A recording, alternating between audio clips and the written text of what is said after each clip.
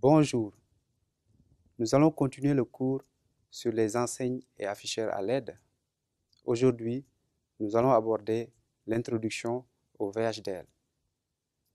Les méthodes de conception des circuits numériques ont beaucoup évolué ces dernières années.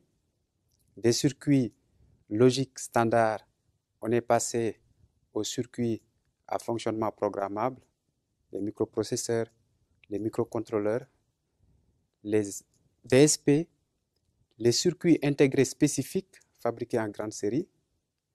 La complexité de plus en plus croissante des circuits numériques a motivé le développement de langages de description structurelle.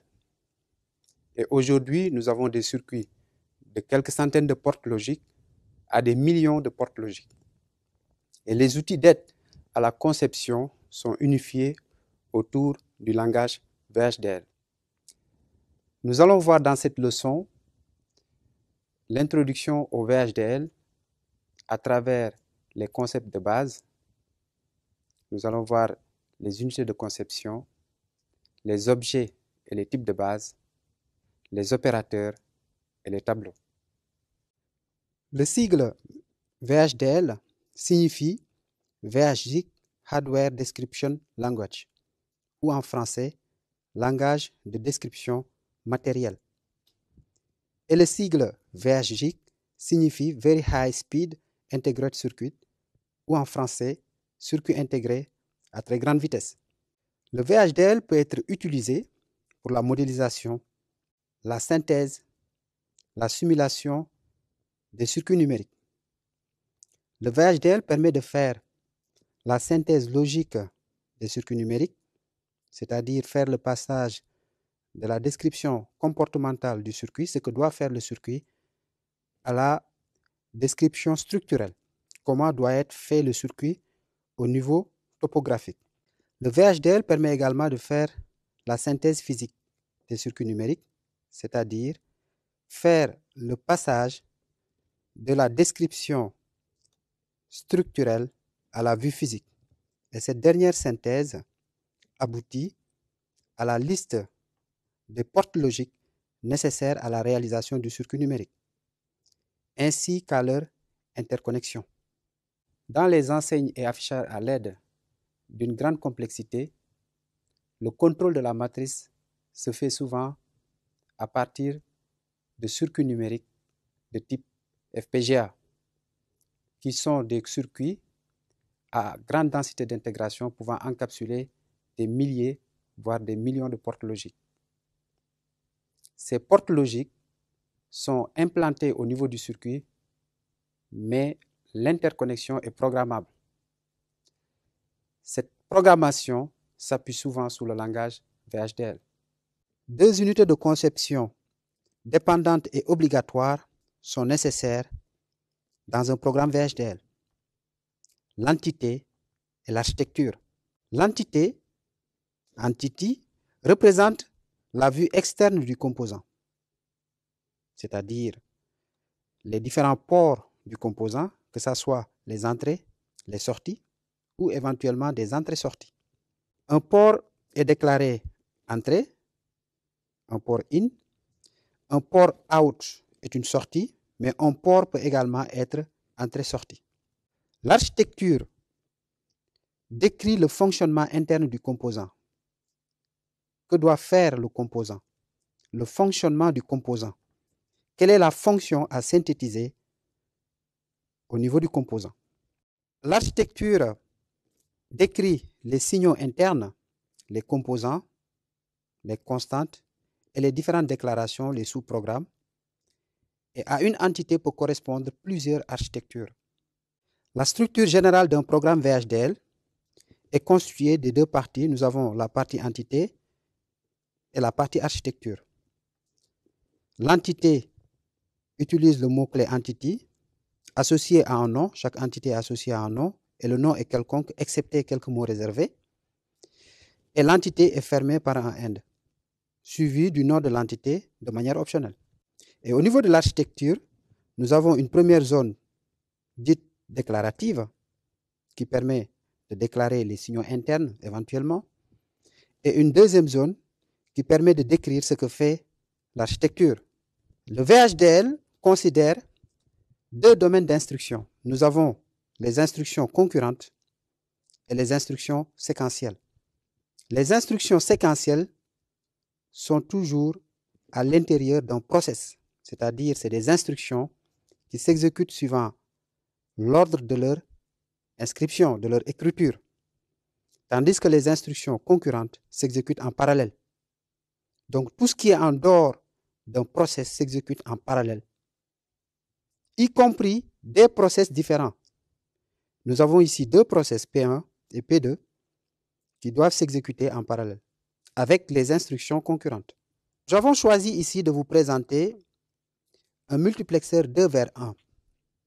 Donc le schéma de ce multiplexeur, nous avons deux entrées, l'entrée de sélecteur et la sortie. La structure générale du programme de ce multiplexeur est constituée de trois parties. Nous avons une première partie librairie, une deuxième partie entité, une deuxième partie architecture. Ces librairies ne font pas partie de la description du langage. Ils sont donc différents d'un constructeur à l'autre. Et l'entité ici est appelée MUX2 et nous avons juste déclaré l'architecture qui est associée à l'entité. Règle élémentaire du langage, nous avons les ports qui sont déclarés entre parenthèses, donc parenthèse ouverte, parenthèse fermée. Et les noms des différents ports sont séparés de leur mode et de leur type par deux points. Et les instructions se terminent toujours par point-virgule. Remarquez qu'un port en mode in est par défaut, c'est-à-dire si un port est une entrée, on n'est pas obligé de le spécifier. Et pour le out, la sortie, c'est obligatoire. Si nous regardons maintenant notre architecture MUX2, qui commence ici par begin, nous avons utilisé l'instruction with select, que nous verrons un peu plus tard dans les instructions concurrentes. Notez simplement que l'entrée E1 est affectée à la sortie S quand cell, le sélecteur, vaut 1, et que l'entrée E2 est affectée à la sortie S dans tous les autres cas, when others. Le VHDL manipule quatre types d'objets. Nous avons les constantes, avec le mot-clé constant, qui représentent les objets dont la valeur ne change pas durant le programme. Nous avons les variables, qui sont des objets dont la valeur peut changer par affectation. Notez simplement que les variables n'existent qu'à l'intérieur d'un process. Donc les variables sont locales, toujours locales à un processus. Elles ne sortent pas du process. Contrairement aux signaux, qui utilisent le mot-clé signal, qui désigne les signaux internes. Ces signaux sont déclarés en dehors des processus, à l'intérieur de l'architecture, mais ils peuvent être globaux à toute l'architecture s'ils sont déclarés au début de l'architecture. Nous avons aussi les files qui permettent l'échange de données avec l'extérieur, qui sont des fichiers. Quelques exemples de déclaration de quelques types de base. Nous avons ici déclaré une constante CTE qui est de type integer, donc un entier, et qui est initialisée ici, notez les deux points égales, à 10. Nous avons ici une variable qui s'appelle vary, qui est de type bit vector. Un bit vecteur, c'est un ensemble de bits. Alors, la disposition des bits est très importante. Ici, notez 3 down to 0. Donc, on peut disposer des bits de manière ascendante ou descendante. Ici, c'est la disposition descendante, c'est-à-dire du bit de poids fort au bit de poids faible. On aurait pu faire aussi 0 to 3, c'est-à-dire de manière ascendante. Et ici, les 4 bits sont initialisés à 0. Nous avons ici une variable n qui est de type entier, qui varie entre 0 et 65 535. Nous avons ici un signal, sig, qui est de type std logique, donc un signal de type logique. Et là, un bit vector, 3 down to 0, que nous venons d'expliquer. Et enfin, nous avons ici déclaré tout simplement un fichier qui est de type texte. Alors, un bit peut prendre des valeurs 0, 1. Un bit vector, c'est un groupe de bits, tout simplement. Un booléen, tout le monde connaît, c'est true ou false. Un entier est codé sur 32 bits. Et nous avons std logique et std logique qui sont similaires au bit et au bit vector, mais avec la seule différence qu'ils présentent 9 états possibles, contrairement au bit et au bit vector. Le VHDL peut utiliser également le time, qui permet de faire le comptage du temps de durée sur 64 bits. Notez que time n'est pas synthétisable. Il faut aussi noter que toute description VHDL n'est pas forcément synthétisable.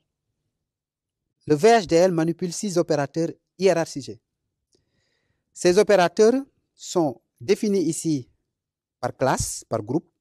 Nous en avons les 6 et ils sont classés par ordre de priorité. Donc, les opérateurs des plus prioritaires aux moins prioritaires. Un résumé rapide de ces opérateurs. Nous avons ici l'exponentielle, la valeur absolue, l'inversion, la multiplication, la division, le modulo, l'addition, la soustraction, la concaténation, l'égalité, la différence, le décalage vers la gauche, décalage vers la droite, les rotations et les opérateurs logiques. Les littéraux. Un littéral est un mot du langage attaché à des genres. Nous avons ici des caractères, des chaînes de caractères, des chaînes de bits, des décimaux et des littéraux basés. Les soulignés que vous remarquez ici, les underscores au niveau des chiffres, servent simplement à aérer les chiffres, donc n'ont aucune influence sur les valeurs.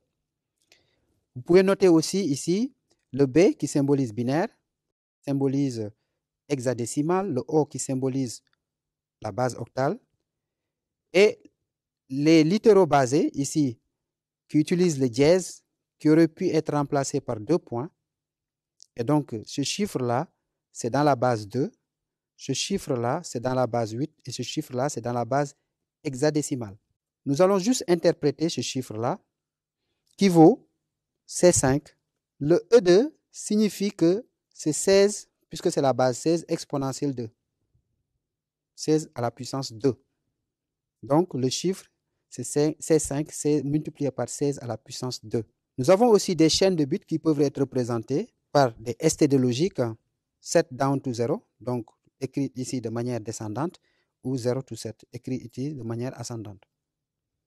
Les tableaux sont des collections de données de même type, rangées suivant une disposition utilisant un index. Nous avons ici quelques exemples de déclaration et de définition des tableaux. Nous avons déclaré ici un tableau de type bus qui contient des bits et qui contient 32 lignes. Donc, c'est un tableau à une seule colonne. Nous avons ici déclaré un tableau de couleurs qui est énuméré. Donc, nous avons les différentes couleurs qui sont énumérées ici. Et nous avons ici déclaré un tableau mémoire qui est sur 32 lignes et 8 colonnes. Le tableau 1 et 2 sont aussi déclarés sur 32 lignes et 8 colonnes. Et là, nous créons un tableau tab mémoire qui est de type mémoire. Là, nous créons deux tableaux S1 et S2 qui sont de type tableau 1 et tableau 2. Et là, nous modifions tout simplement quelques valeurs des tableaux. S1 de 0, on lui a affecté cette valeur. Ça veut dire qu'on a modifié les bits de la première ligne. S1 de 31,5, on lui a affecté le 1. Ça veut dire qu'on a modifié la valeur qui se trouvait à la 32e ligne et 6e colonne. Et S2 de 4,7 est affecté à 0. On a modifié la valeur qui se trouvait à la 5e ligne et 8e colonne. Il faudra noter qu'il existe des environnements logiciels permettant de faire la simulation et la synthèse du programme que nous venons de faire.